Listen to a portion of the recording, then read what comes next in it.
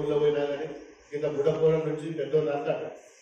మాకు తెలివ ఏ business men నాకు తెలిసిన వాళ్ళు కొంచెం ఫ్యాక్టరీలకి ఆడడం ఉద్యోగస్తులు అన్న ఏమైనా మార్గం ఉండదు రావడానికి ఎందుకు అంటే ఈ గవర్నమెంట్ వశపొందలేదు దగ్గర అడగొట్టులేదు దండం పెడతాం పైసలు ఇస్తాం మీకు వస్తూ పైసలు ఇస్తాం కొనుండి అవసరం అప్పుడు ఎమ్మెల్యేలు కానీ ఉద్యోగం దీన్ని ఉంటే దరిద్రం ఇది దీన్ని మొత్తం కథపట్టేదని ఎంతో మంది అంటున్నారు. బిల్డర్స్ అంటారు, ఇండస్ట్రియలిస్టులు అంటారు, మీకు అర్థం జరగడం పెట్టుకుంటారు. ఏ ఎమ్మెల్యేలు ఏం చేసుకుంటారో మీరు చేసుకోండి అనే కారణం వచ్చిందంటే మీరు అర్థం చేసుకోవాలి.